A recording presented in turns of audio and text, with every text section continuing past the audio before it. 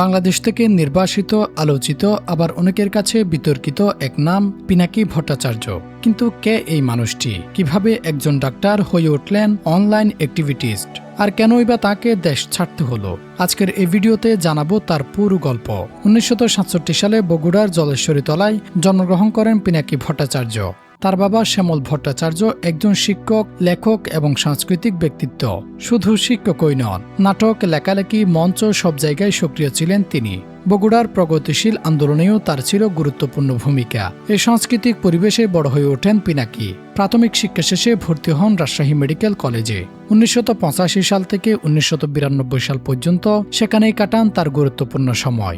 চিকিৎসাবিদ্যায় পড়াশোনা করলেও ভবিষ্যৎ তার জন্য অন্য কিছু লিখে রেখেছিল।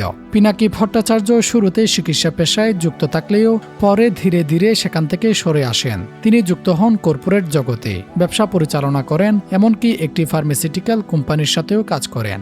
একসময় তিনি শিক্ষকতাও করেন আমেরিকান ইন্টারন্যাশনাল ইউনিভার্সিটি বাংলাদেশে, যেখানে তিনি এনভায়রনমেন্টাল টক্সিকোলজি পড়াতেন। ছাত্র জীবনে যুক্ত ছিলেন বাম রাজনীতির সাথে। 1990-এর গণ আন্দোলনের সময়ের প্রেক্ষাপট তার চিন্তাধারণাকে গভীরভাবে প্রভাবিত করে। পরবর্তীতে তিনি দর্শন, ইতিহাস ও রাজনীতি নিয়ে নিয়মিত লেখালেখি শুরু করেন। বাংলাদেশের ইতিহাস, সমাজ, এমনকি রোহিঙ্গা সংকট নিয়ে তিনিও লেখালেখি করেছেন।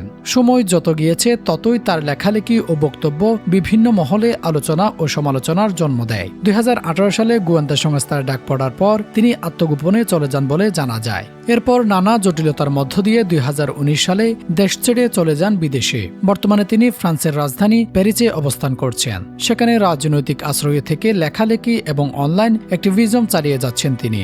এছাড়া উচ্চতর পড়াশোনার সাথেও যুক্ত আছেন পিনাকি। পিনাকি ভট্টাচার্য কারো কাছে সত্য বলার সাহসী কণ্ঠ, আবার কারো কাছে বিতর্কিত এক ব্যক্তি।